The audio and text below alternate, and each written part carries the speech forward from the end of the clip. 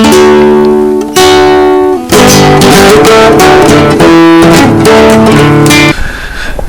Secret of the Conde Hermanos by Clarissa Chapter 8.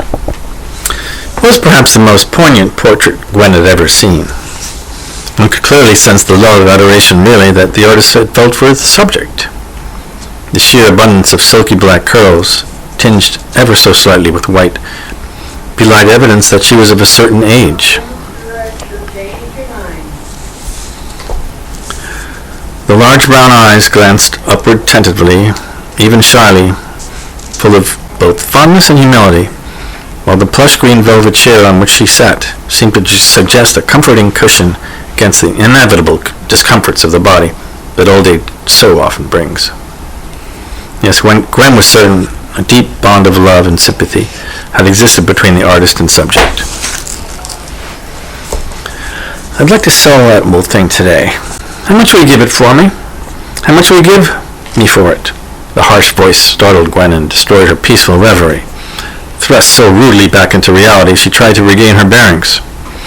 "I'm afraid I'm not really in the market for an oil painting of this quality, actually, today," she stammered awkwardly. "Just make an offer, will you? I'll take practically anything for it. Like I said, I want to sell it today." The voice insisted aggressively. How odd, thought Gwen. The painting, after all, was inconspicuously collecting dust on the floor in the corner, leaning against an old ladder-backed chair in the second-hand shop she chanced to be in.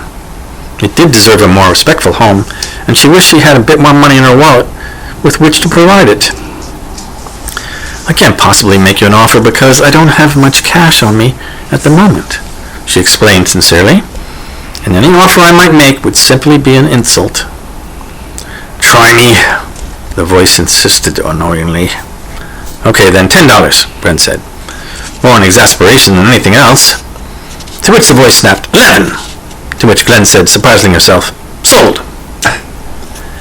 And that was how she came to be the proud owner of the most exquisite portrait she had... And that how she came to be the proud owner of the most exquisite portrait of a purebred black poodle, painted obviously with great love and only for $11. The back of the canvas yielded yet more interesting information. The poodle's name had been Petal, and the painting was dated February 14th, 1979. It's a valentine, Gwen realized. A valentine to a dear, dear dog, a long time ago. She brought the painting home and promptly introduced Bartholomew and Blaze to Petal. "We have a new member in the family," she announced, "and we must find her a place of honor." After giving the matter much thought, she settled upon the entryway so that Petal could be seen immediately upon entering the house.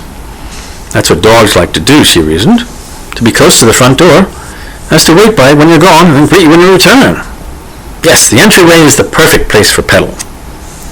When Helen stopped by with Blaze the following Saturday after a visit to a nearby meditation garden that boasted a small natural spring-fed lake where Blaze liked to feed the swans, she commented immediately on the new arrival while walking through the front door. My, this is new," she exclaimed delightedly, "and exquisite, I might add. Don't tell me. Let me guess. This was your best friend of your childhood." "I wish I could say it was, but we've actually met only recently. I found her huddled in the corner of a local thrift shop. She just stared at me with those adoring, uplifting eyes, and I was captivated. I stood admiring before her, transfixed by her beauty, and the rather pushy salesman suddenly shoved her down my throat. But I couldn't be more grateful to be treated so rudely because I wouldn't have bought her otherwise, and clearly, for whatever reason, she somehow belongs here." I couldn't agree more, Helena concurred. "In fact, she looks like she's lived here all her life. What does Bartholomew have to say about her?" "He hasn't weighed in on her yet," Gwen replied, "but I'm waiting to find out what she thinks." "Well, keep me posted," Helen said pointedly, "because I'm sure it will be of major significance." Later that week, Gwen received a phone call from the Cordero. "I'm coming to Los Angeles next week to sign some papers at my uncle's bank and to meet briefly with his trust attorney. I would like to stay overnight at the house, if you wouldn't mind," she requested politely. "Mind?" Gwen exclaimed. "Paloma, this is your house. We would be delighted to finally meet you in person." So it was arranged that they would meet the following Friday for an early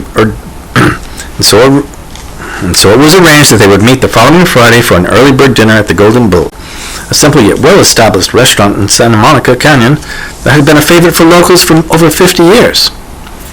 Afterward, they would retire to Dr. Cordero's house for the evening.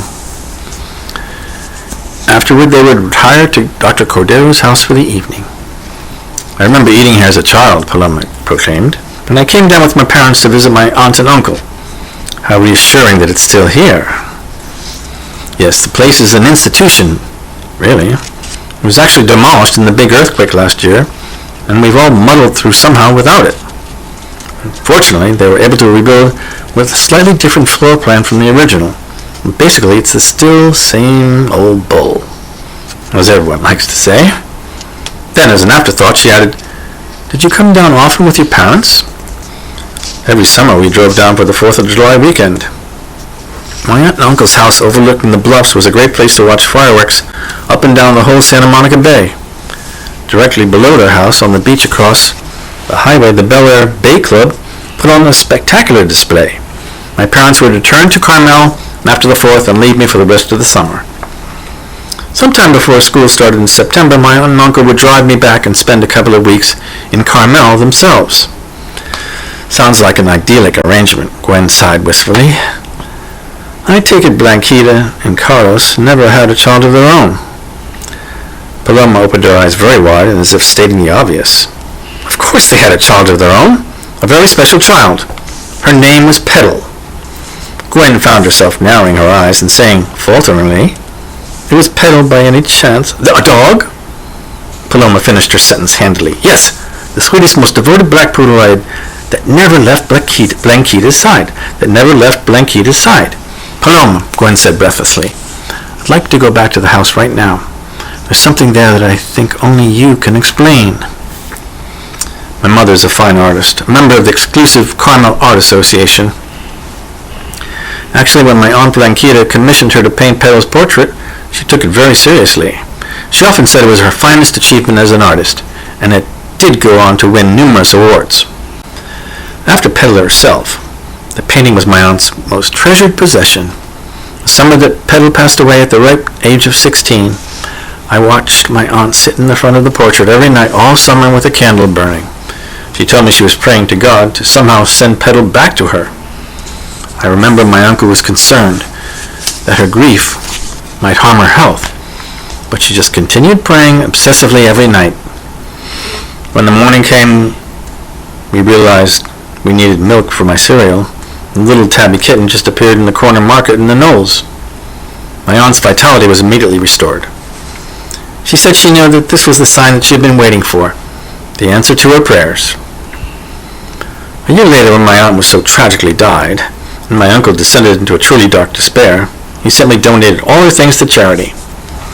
In his most hallucinatory state, all reminders of her, especially the portrait of Petal, became exaggeratedly painful, he explained much later. When he finally came to his senses, he was filled with such regret, but it was too late.